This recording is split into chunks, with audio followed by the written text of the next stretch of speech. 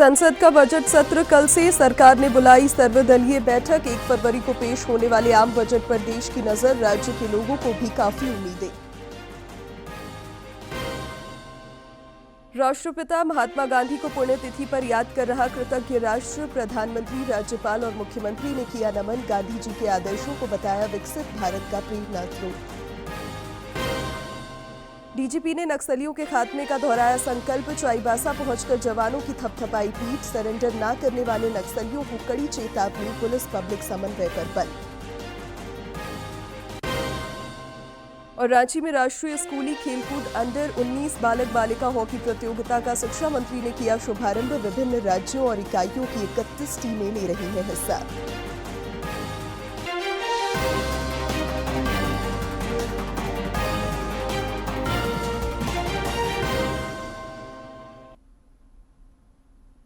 नमस्कार, प्रादेशिक समाचार में आपका स्वागत है। मैं हूं शिवानी कुमारी और अब समाचार विस्तार से। संसद का बजट सत्र कल से शुरू हो रहा है। राष्ट्रपति द्रौपदी मुर्मू कल दोनों सदनों की संयुक्त बैठक को संबोधित करेंगी। 1 फरवरी को केंद्रीय वित्त मंत्री निर्मला सीतारमण लोकसभा में आम बजट पेश करेंगी। इधर संसद के बजट सत्र के सुचारू संचालन को लेकर आज नई दिल्ली में सरकार ने सर्वदलीय बैठक बुलाई है। से शुरू होगा और इससे पहले आज सरकार ने सर्वदलीय बैठक बुलाई है। बैठक में संसदीय कार्य मंत्री विपक्षी नेताओं से संसद की कार्यवाही सुचारू रूप से चलाने पर सहमति बनाने की कोशिश करेंगे। सरकार की ओर से ये जानने की कोशिश होगी कि विपक्ष किन मुद्दों पर सदन में चर्चा चाहता है। वहीं विपक्ष के नेता भी ज्वलंत मुद्दों के साथ सरकार के सामने होंगे। दरअसल कल संसद सत्र शुरू होने से पहले राष्ट्रपति द्रौपदी मुर्मू दोनों सदन के सदस्यों को संबोधित करेंगी। बजट सत्र का पहला भाग 13 फरवरी को समाप्त होगा, जबकि सत्र का दूसरा भाग 10 मार्च को शुरू होगा और 4 अप्रैल 2025 तक चलेगा। 1 फरवरी को पेश होने वाले देश के बजट को लेकर रांची के युवा, व्यापारी, बुजुर्ग और नौकरी पेशा वाले लोगों में उत्सुकता है। आम बजट से लोगों को क्या उम्मीदें हैं, आइए जानते हैं।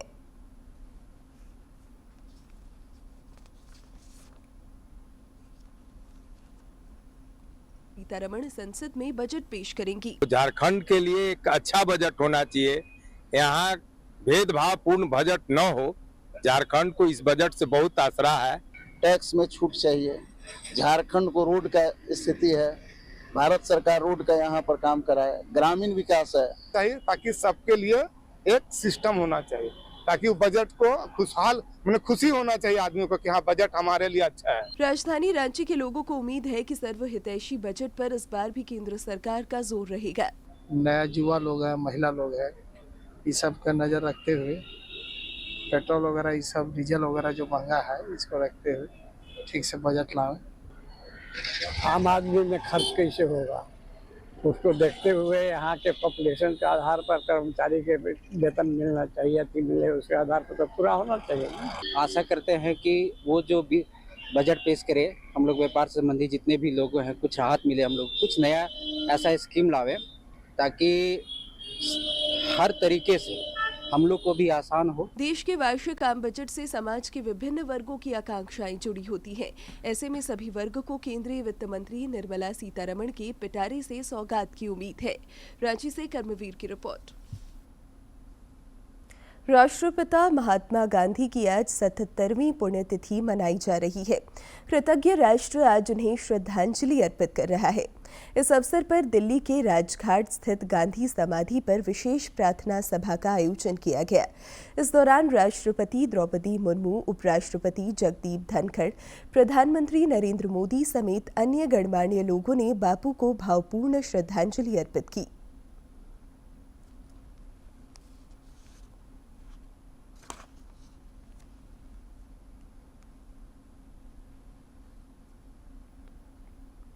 प्रधानमंत्री नरेंद्र मोदी ने एक सोशल मीडिया पोस्ट के माध्यम से महात्मा गांधी की पुण्यतिथि पर उन्हें श्रद्धांजलि दी है। श्री मोदी ने कहा कि महात्मा गांधी के आदर्श देशवासियों को विकसित भारत के निर्माण के लिए प्रेरित करते हैं।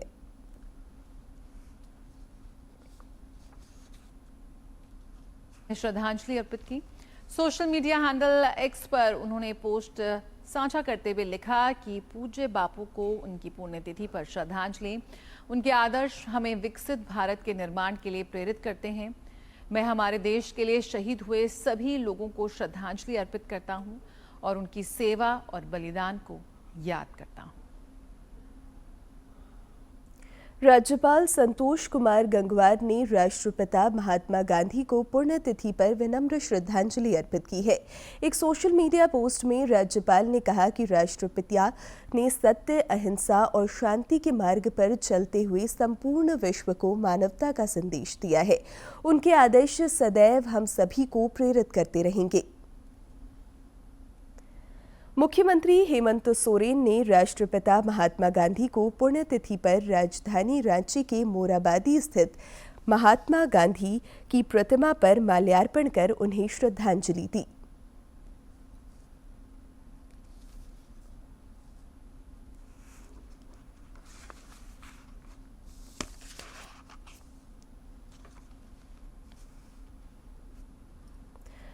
राष्ट्रपिता महात्मा गांधी की पुण्यतिथि आज शहीद दिवस के रूप में भी मनाई जा रही है।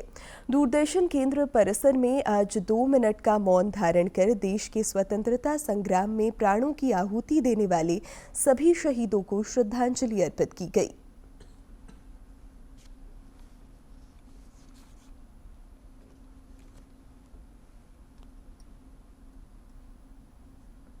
राज्यपाल संतोष कुमार गंगवार ने आज नई दिल्ली में केंद्रीय आवासन शहरी कार्य मंत्री मनोहर लाल से शिष्टाचार भेंट की। इस दौरान दोनों के बीच राज्य के विकास संबंधी विभिन्न विषयों पर चर्चा हुई। राज्यपाल ने अपने दिल्ली दौरे के क्रम में केंद्रीय शिक्षा मंत्री धर्मेंद्र प्रधान से भी शिष्टाचार भेंट की। इस दौरान दोनों के बीच राज्य की शिक्षा व्यवस्था से संबंधित विभिन्न विषयों पर विचार विमर्श हुआ। पुलिस महानिदेशक अनुराग गुप्ता ने कल चाईबासा पहुंचकर मुठभेड़ में सफलता के लिए जवानों की पीठ थपथपाई। इस दौरान उन्होंने आत्मसमर्पण नहीं करने वाले नक्सलियों को कड़ी कार्रवाई की चेतावनी भी दी। पुलिस महानिदेशक अनुराग गुप्ता ने राज्य से नक्सलवाद के खात्मे का संकल्प दोहराते हुए सरेंडर न करने वाले नक्सलियों को कड़े शब्दों में चेतावनी दी है। चाईबासा में पत्रकारों से बातचीत करते हुए उन्होंने कहा कि नक्सलियों को मुंहतोड़ जवाब देने के लिए सुरक्षा बलों के पास पर्याप्त संसाधन है, जिसके सामने नक्सली नहीं टिकते। हथियार है तो मेरे पास 1000 हथियार है, यदि उसके पास 1 गोला है तो मेरे पास 10,000 गोला है, लेकिन उससे बड़ी चीज मेरे पास है। मेरे पास में कानून की शक्ति है, मेरे पास सच्चाई का रास्ता है, मेरे पास में सही काम करने की विश्वास है।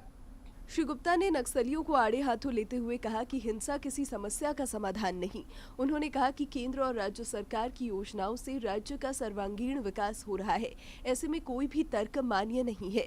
सरकार में इतने सारे प्रोजेक्ट, इतनी सारी स्कीम, चाहे वो केंद्र सरकार हो चाहे वो राज्य सरकार हो, दोनों सरकारों के द्वारा बड़े पैमाने पर स्कीम चलाई जा रही है। इस दौरान उन्होंने पुलिस और पब्लिक के बीच समन्वय और संवाद पर भी जोर दिया और बताया कि मुख्य सचिव अलका तिवारी और गृह सचिव वंदना डाडेल निकट भविष्य में पश्चिमी सिंहभूम का दौरा कर स्थानीय लोगों से मुलाकात और संवाद करेंगी।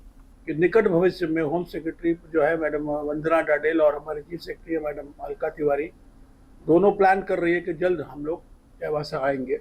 अगले वर्ष मार्च तक देश से नक्सलवाद के पूर्ण खात्मे का लक्ष्य है, जिस दिशा में सुरक्षा बलों ने राष्ट्र विरोधी तत्वों के खिलाफ प्रहार तेज कर दिया है। बोकारो तथा पश्चिमी सिंहभूम समेत अन्य इलाकों में सुरक्षा बल काल बनकर उन पर टूट पड़े हैं। चाईबासा से दिलीप बैनर्जी की रिपोर्ट। मुख्यमंत्री मैया सम्मान योजना के भौतिक सत्यापन में चौंकाने वाला मामला सामने आया है। बोकारो में उपायुक्त के निर्देश पर भौतिक सत्यापन के दौरान यह पाया गया है कि एक ही बैंक खाता का नंबर दर्ज कर अलग अलग नाम से अलग अलग प्रखंडों में कुल 95 बार आवेदन किए गए हैं। उपायुक्त ने संबंधित खाता धारक के खिलाफ प्राथमिकी दर्ज करने का निर्देश दिया है। जांच में यह पाया गया है कि ये सभी आवेदन पलामू जिले के मेदिनीनगर सीएससी से किए गए हैं। साथ ही सत्यापन के क्रम में जिले में 11,200 डुप्लीकेट आवेदन पकड़े गए हैं। प्रयागराज में चल रहे महाकुंभ का आज 18वां दिन है। यहां लगातार आस्था का सैलाब उमड़ रहा है। खास और आम सभी दुनिया के सबसे बड़े धार्मिक और आध्यात्मिक समागम का हिस्सा बन रहे हैं। कल मौनी अमावस्या पर अमृत स्नान में लगभग 7 करोड़ 64 लाख लोगों ने आस्था की डुबकी लगाई। इधर उत्तर प्रदेश के मुख्यमंत्री योगी आदित्यनाथ ने अगले अमृत स्नान वसंत पंचमी पर 3 फरवरी को संबंधित अधिकारियों को और बेहतर व्यवस्था सुनिश्चित करने के निर्देश दिए हैं। 7 करोड़ 64 लाख श्रद्धालुओं ने आस्था की डुबकी लगाई। मकर संक्रांति के बाद मौनी अमावस्या के दिन कल सबसे ज्यादा संख्या में श्रद्धालुओं ने डुबकी लगाई। आंकड़ों के मुताबिक कल रात 8 बजे तक 27 करोड़ 58 लाख लोगों ने संगम में स्नान किया। मुख्यमंत्री ने निर्देश दिए कि आगामी 3 फरवरी को बसंत पंचमी के अवसर पर अमृत स्नान होना है। ऐसे में मुख्य सचिव और पुलिस महानिदेशक आज मेला क्षेत्र की व्यवस्थाओं की समीक्षा करें और सुरक्षा सुविधा से जुड़े हर बिंदु पर ध्यान केंद्रित करें। इससे पहले महाकुंभ में भगदड़ जैसी स्थिति उत्पन्न होने के बाद कल पलामू की एक महिला समेत 30 लोगों की मौत हो गई थी, जबकि 60 लोग घायल हो गए थे। उत्तर प्रदेश सरकार ने मृतकों के परिजनों को 25-25 लाख रुपए देने की घोषणा की है। 25-25 लाख की आर्थिक सहायता देने की बात की है। रेल मंत्री अश्विनी वैष्णव ने प्रयागराज से रवाना होने वाली ट्रेनों का जायजा लिया है। उन्होंने रेलवे बोर्ड के बोर्डरूम का दौरा कर सभी ट्रेनों की स्थिति की जानकारी ली और रेलवे अधिकारियों को जरूरी निर्देश और सुझाव दिए। प्रयागराज महाकुंभ में राज्य से भी बड़ी संख्या में श्रद्धालु शामिल हो रहे हैं। गढ़वा के हजारों भक्तों ने कल मौनी अमावस्या की पवित्र बेला पर संगम में आस्था की डुबकी लगाई। प्रयागराज में चल रहा महाकुंभ देश दुनिया के लोगों को आकर्षित कर रहा है। गढ़वा के हजारों भक्त भी प्रयागराज तीर्थ यात्रा पर हैं। उन्होंने संगम में आस्था की डुबकी लगाकर मंगल कामना की। अमावस्या का विशेष क्योंकि लाभ है और विशेष महत्व है, तो इसलिए हम लोग आज के दिन यहाँ आए और सारी व्यवस्थाएं देख के कहीं पे भी ऐसा नहीं लगा कि व्यवस्थाओं में कहीं कमी है। श्रद्धालुओं ने कहा कि प्रयागराज महाकुंभ सामाजिक समरसता और सनातन संस्कृति में एकता का भाव प्रस्तुत कर रहा है। आने वाली जनरेशन जो आगे आ रही है वो भी इस तरह के स्नान जरूर करे, हमारे इतिहास को समझे, हमारी संस्कृति को समझे। उन्होंने प्रयागराज महाकुंभ में सेवा और सुरक्षा व्यवस्था की भी जमकर प्रशंसा की और प्रधानमंत्री नरेंद्र मोदी तथा उत्तर प्रदेश के मुख्यमंत्री योगी आदित्यनाथ के प्रति आभार जताया। कुंभ संगम में स्नान करने के बाद हमें लगा कि आस्था का पर्व जो है ये बहुत बड़ी पर्व है, इसमें योगी जी और मोदी जी का बड़ा योगदान है। दिव्य और भव्य प्रयागराज महाकुंभ आजकल हर किसी की जुबान पर है। इस बार का महाकुंभ कुछ खास है क्योंकि 144 वर्षों बाद ही अब ऐसा संयोग बनेगा, तब शायद वर्तमान पीढ़ी उसकी साक्षी ना बन सके। गढ़वा से विजेंद्र तिवारी की रिपोर्ट। राज्य में सरस्वती पूजा की तैयारी जोरों पर है। जमशेदपुर के विद्यापति नगर में भी सरस्वती पूजा धूमधाम से मनाने की तैयारी है। यहां बंगाल से आए कारीगर मां सरस्वती की 31 फीट ऊंची प्रतिमा बना रहे हैं। पूजा के साथ ही यहां भव्य मेला भी लगता है। इसके अलावा बच्चों के लिए प्रतियोगिता और सांस्कृतिक कार्यक्रम भी होंगे। आयोजकों ने बताया कि पंडाल के उद्घाटन पर मुख्यमंत्री हेमंत सोरेन और शिक्षा मंत्री रामदास सोरेन को आमंत्रित किया गया है। हम लोग सहायता करते हैं और अभी ओपनिंग 1 तारीख को होने वाला है हमारा 31 मतलब 31 फीट का। कारीगर कहाँ का है? वो बंगाल से आते हैं। ये लोग रहना खाना बस यहीं पे करते हैं। आप लोग यहीं पे इन लोगों का पेंटिंग चल रहा है अभी। आपका पसंदीदा डीडी झारखंड नए तेवर और नए कलेवर के साथ में आपके बीच है, ताकि पल पल की खबरें आप तक पहुंचे। पसंदीदा डीडी झारखंड, गांव से लेकर कस्बों और शहरों तक की है धड़कन। सटीक, विश्वसनीय और तेज खबरों का भी है आईना।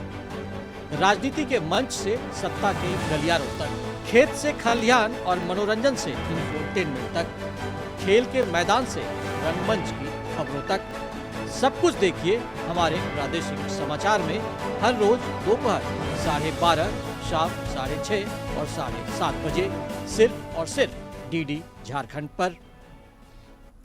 झारखंड में विकास के दावों के इतर कई क्षेत्र अभी भी मूलभूत सुविधाओं के लिए तरस रहे हैं। राजधानी रांची से सटे गांवों का हाल बेहाल हो तो फिर दुर्गम इलाके की हम सिर्फ कल्पना ही कर सकते हैं। देखिए राजधानी रांची से महज 25 किलोमीटर दूर सीसीपीडी गांव से ये ग्राउंड रिपोर्ट, जहां ना तो पक्की सड़क है और ना ही जल की व्यवस्था।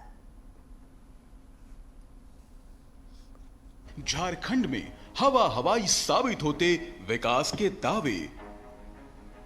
झारखंड सरकार के लाख दावों के बाद भी ज्यादातर क्षेत्र विकास से काफी दूर। राजधानी रांची से महज 25 किलोमीटर दूर गांव का हाल बेहाल। आजादी के 75 वर्ष बाद भी मूलभूत सुविधाओं को तरसते लोग। बुनियादी जरूरतों से भी वंचित है गांव के लोग। सीसीपीडी गांव में न तो पक्की सड़क और न ही शुद्ध जल की व्यवस्था। झारखंड में विकास की चाल चिंता पैदा करने वाली है। आजादी के 75 वर्ष बीत जाने के बाद भी कई गांव में विकास की किरण अब तक नहीं पहुंच पाई है। दूर दराज के दुर्गम इलाकों की बात तो छोड़िए, राजधानी रांची से सटे गांव भी बेहाल है। देश जहां विकसित राष्ट्र के सपने संजो रहा है, वहीं रांची के समीप नामकुम के सीसीपीडी गांव बुनियादी सुविधाओं को तरस रहा है। राजधानी रांची से मात्र 25 किलोमीटर दूर यह गांव विकास के दावों की पोल खोल रहा है। यहां ना तो पहुंचने के लिए पक्की सड़क है और ना ही लोगों के पास पीने के लिए शुद्ध जल। यहाँ डोभा भी ठीक नहीं है, पानी इसी से पीते हैं, खाते हैं, बैल बकरी भी, कपड़ा उपड़ा सब धोता है। इस गांव में ग्रामीण कच्चे कुएं, जिसे डाड़ी कहा जाता है, उस पर पूरी तरह निर्भर है। यह डाड़ी भी गर्मी के दिनों में सूख जाता है, फिर पानी की तलाश और बढ़ जाती है। यहाँ के लोग तंत्र की लापरवाही की वजह से दूषित पानी पीने को विवश है। डोभा में जो हम नहाते हैं तो कपड़ा उड़ा सब धोते हैं, फिर बैल बकरी सब चीजें पीता है, खाता है। कष्टदायक बात यह भी है कि इस इलाके में पक्की सड़क का भी अभाव है, जो पानी की तलाश और आवागमन को और मुश्किल बना देता है। बीमारी की हालत में मरीज को अस्पताल तक पहुंचाना परिजनों के लिए बड़ी चुनौती बन जाती है। सीसीपीडी में आने जाने के लिए रास्ता भी पूरा कच्ची है, जिसमें आदमी को आने जाने में बहुत दिक्कत होती है। इतना ही नहीं, खुले में शौच मुक्त झारखंड की परिकल्पना भी यहाँ तार तार होती नजर आती है। महिलाएं अब भी खुले में शौच को विवश है, जिसके कारण महिलाओं को काफी दुश्वारियों का सामना करना पड़ता है। रात के समय और बरसात के दिनों में उनकी परेशानी चरम पर होती है। शौचालय भी नहीं है, जंगल तरफ जाते हैं शौचालय करने के लिए, पानी पीने के लिए दूर होता है। विकास की किरणों से महरूम इस गांव की कहानी तंत्र की विफलता का जीवंत प्रमाण है। देश में विकास और जन कल्याण की दर्जनों योजनाओं की भरमार है, बावजूद इसके मूलभूत सुविधाओं के लिए यहाँ के ग्रामीणों की तड़प तंत्र की कार्यशैली पर गंभीर सवाल उठाता है, जिस पर चिर निंद्रा में सोई व्यवस्था को जगने की जरूरत है, ताकि देश के अन्य हिस्सों में बहती विकास की बयार यहाँ तक भी पहुँच सके। रांची से डीडी न्यूज के लिए सरिता और विकास के साथ मैं दिवाकर कुमार। आकांक्षी जिला गढ़वा में उन्नत कृषि तकनीकों को अपनाकर अन्नदाता आर्थिक रूप से सशक्त हो रहे हैं। जिले के मेराल प्रखंड अंतर्गत अरंगी गांव के किसानों ने बम्पर सब्जी उत्पादन कर नजीर पेश की है। केंद्र सरकार के कृषि विकास और किसान कल्याण के प्रयास अब रंग लाने लगे हैं। आकांक्षी जिला गढ़वा के किसान भी केंद्र से मदद और प्रोत्साहन पाकर आर्थिक रूप से सशक्त हो रहे हैं। जिले के मेराल प्रखंड के अरंगी गांव के किसान वैज्ञानिक तरीके से सब्जी का उत्पादन कर सफलता की नई इबारत लिख रहे हैं। अपने खेत में आकर के उस नियम बताए हुए नियम के अनुसार करने लगे वैज्ञानिक ढंग से, जो आज इस खेत पर सभी कुछ सब्जी का खेती हो रहा है और बहुत अच्छा ढंग से हो रहा है। अन्नदाताओं की इस बदलती संवरती जिंदगी से उनके परिवारों में भी हर्ष है। महिलाओं का भी मानना है कि कृषि विज्ञान केंद्र से मिले टिप्स आय और उत्पादन बढ़ाने में मददगार साबित हुए हैं। उन्होंने इसके लिए प्रधानमंत्री नरेंद्र मोदी के प्रति आभार जताया। आदमी काम धंधा करत बा, रोजी बोझी चलत बा, हमनियों के काम लगल बा, सरकारी काम अब मिलत बा, सीखत बड़न त हमनी वही में करत हिया। मोदी जी बढ़ात बड़न काम तो उनके आशीर्वाद रही। जिला कृषि पदाधिकारी शिवशंकर प्रसाद ने कहा कि अरंगी के किसान अब इलाके में नजीर बन चुके हैं। यहाँ के किसान नई तकनीक से सफलता की नई ऊंचाइयों को छू रहे हैं। अरंगी मेराल के एक किसान अयोध्या बिंद जी के द्वारा विभिन्न प्रकार की सब्जियों का उत्पादन नई तकनीक के माध्यम से किया जा रहा है। अयोध्या बिंद जी पूरे जिले के लिए जिले के किसानों के लिए प्रेरणा का स्रोत है। वो दूसरे किसानों को अपनी तकनीकी का ज्ञान भी दे रहे हैं और इससे दूसरे लोग लाभान्वित हो रहे हैं। राज्य में कृषि विकास की असीम संभावनाएं हैं। उन्नत कृषि के सहारे जिस प्रकार गढ़वा के किसानों ने इस प्रक्षेत्र में कमाल कर दिखाया है, उसी तरह अन्य जिलों के कृषक भी केंद्र प्रायोजित योजनाओं का लाभ लेकर पैदावार और आय बढ़ा सकते हैं। गढ़वा से विजेंद्र तिवारी की रिपोर्ट। रांची में राष्ट्रीय स्कूली खेलकूद अंतर्गत अंडर 19 बालक बालिका हॉकी प्रतियोगिता कल से शुरू हुई। शिक्षा मंत्री रामदास सोरेन ने मोराबादी स्थित जयपाल सिंह हॉकी स्टेडियम में प्रतियोगिता का उद्घाटन किया और खिलाड़ियों का उत्साहवर्धन किया। पहले दिन ग्रुप स्तर के मुकाबले 3 मैदानों में खेले गए। प्रतियोगिता में विभिन्न राज्यों और इकाइयों की 31 टीमें भाग ले रही हैं। इस अवसर पर राष्ट्रीय बैंड प्रतियोगिता की विजेता टीम कस्तूरबा गांधी बालिका विद्यालय पटमदा की छात्राओं को मंत्री रामदास सोरेन ने स्मृति चिन्ह देकर सम्मानित किया। साथ ही राष्ट्रीय बैंड कॉम्पिटिशन में झारखंड की टीम को प्रथम स्थान दिलाने में अहम भूमिका निभाने वाले शिक्षकों और प्रशिक्षकों को भी सम्मानित किया। पुरुष हॉकी इंडिया लीग में तमिलनाडु ड्रैगन्स और सूरमा हॉकी क्लब सेमीफाइनल में पहुंच गए हैं। कल शाम राउरकेला के बिरसा मुंडा हॉकी स्टेडियम में तमिलनाडु ड्रैगन्स और यूपी रुद्राज के बीच मैच 2-2 से ड्रॉ हो गया, जिसके बाद तमिलनाडु ड्रैगन्स सेमीफाइनल में पहुंच गई। कल एक दूसरे मुकाबले में सूरमा हॉकी क्लब ने श्राचीराड़ बंगाल टाइगर्स को पेनल्टी शूटआउट में 3-0 से हराकर सेमीफाइनल में अपनी जगह बनाई। खेल प्रतिभाओं को मंच प्रदान करने के उद्देश्य से टाटा पावर की पहल पर जमशेदपुर के टेल्को स्थित सुमंत मुलगांवकर स्टेडियम में 2 दिवसीय वार्षिक खेलकूद प्रतियोगिता का आयोजन हो रहा है। इस प्रतियोगिता में विभिन्न स्पर्धाओं में 23 स्कूल के बच्चे भाग ले रहे हैं।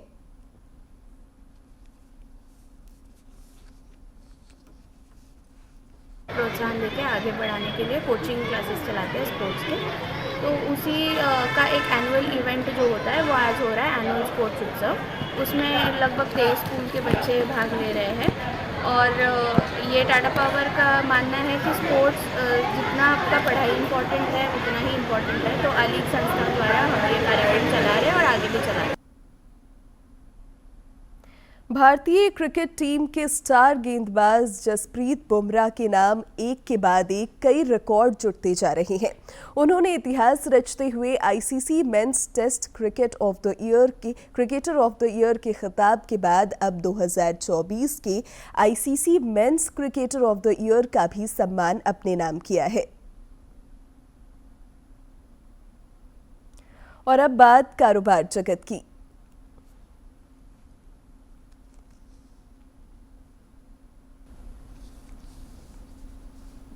केंद्रीय मंत्री अश्विनी वैष्णव ने बताया कि सरकार ने इथेनॉल की कीमत 3% बढ़ाने का फैसला किया है। अब सरकारी कंपनियां 57.97 रुपए प्रति लीटर की दर पर इथेनॉल खरीदेंगी। केंद्रीय गृह मंत्री अमित शाह की अध्यक्षता वाली उच्च स्तरीय समिति ने विभिन्न राज्यों में आपदा के निवारण के लिए लगभग 3028 करोड़ रुपए की मंजूरी दी। केंद्रीय मंत्रिमंडल ने 34,000 करोड़ रुपए के राष्ट्रीय महत्वपूर्ण खनिज मिशन को मंजूरी दी। इसका मकसद भारत सरकार और निजी क्षेत्र की कंपनियों को दूसरे देशों में महत्वपूर्ण खनिज संपदा के अधिग्रहण को प्रोत्साहन देना, संसाधन से संपन्न देशों के साथ व्यापार बढ़ाना और भारत में इसका भंडारण करना है। भारतीय रिजर्व बैंक का डिजिटल भुगतान सूचकांक में बढ़ोतरी।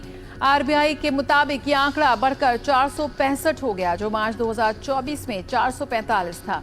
डीपीआई के मुताबिक भुगतान ढांचे में सुधार और डिजिटल लेन-देन में बढ़ोतरी से ये इजाफा हुआ है। सेबी ने स्टॉक ब्रोकर्स के लिए बनाए गए निवेशक चार्टर में बदलाव करने का प्रस्ताव दिया। इसका मकसद निवेशकों की सुरक्षा बढ़ाना वित्तीय जानकारी को आसान बनाना और शिकायत निवारण को अधिक प्रभावी बनाना है। नमो भारत ट्रेन के यात्री एनसीएमसी कार्ड का उपयोग कर 10% छूट का लाभ उठा सकते हैं। ये पहल एनसीआरटीसी ने हाल ही में लॉन्च किए रॉयल्टी पॉइंट प्रोग्राम का विस्तार है। और अब बात मौसम की। रांची समेत राज्य भर में पश्चिमी विक्षोभ का असर दिखने लगा है। रांची और अन्य जिलों में हल्के बादल छाने और न्यूनतम तापमान में बढ़ोतरी से ठंड में कमी आई है। मौसम विज्ञान केंद्र रांची के प्रमुख अभिषेक आनंद ने बताया कि अगले 3 दिन में न्यूनतम तापमान में 4 डिग्री सेल्सियस तक की बढ़ोतरी के आसार है। इससे ठंड से राहत मिलेगी।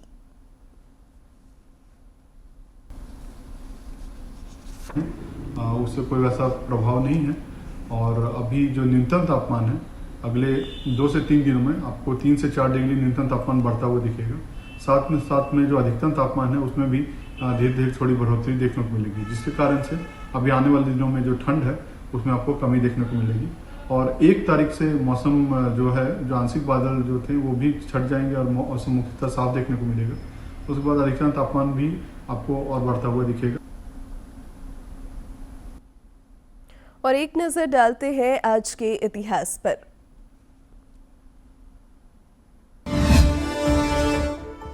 भारतीय इतिहास में आज का दिन दुखद है।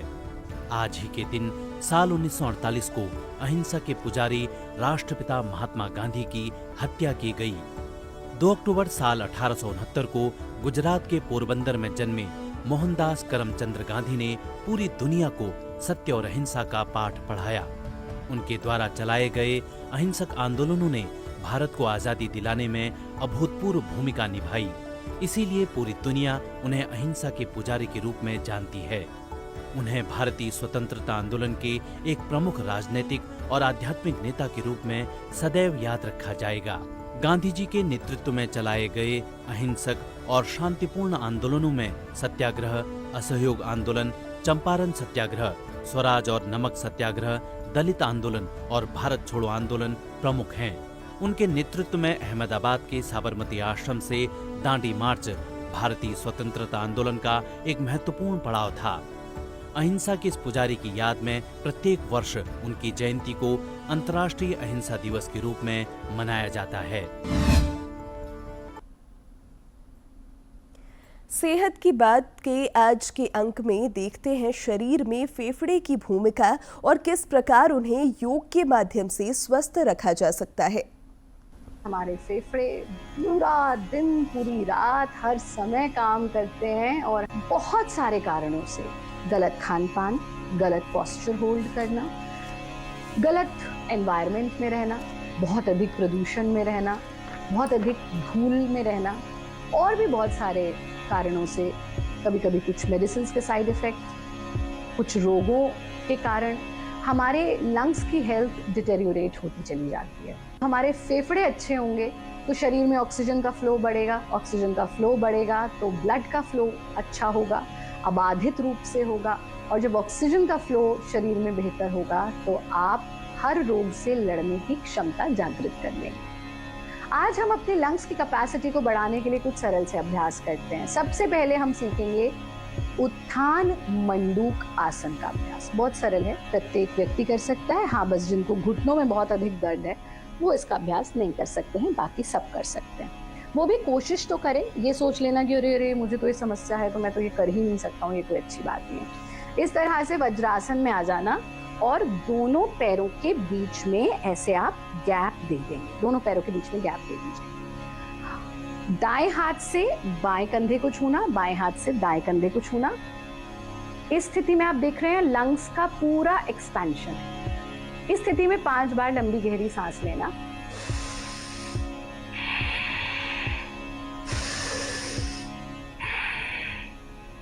ऐसा 5 बार कीजिए। दोनों हाथों को वापस ले आइए, अपने पैरों को भी वापस ले आइए, शरीर को बिल्कुल ढीला छोड़ दीजिए। ये 1 राउंड है, आप इसके 2 राउंड तक कर सकते हैं। दूसरा अभ्यास जो आपको। अब अंत में मुख्य समाचार एक बार फिर।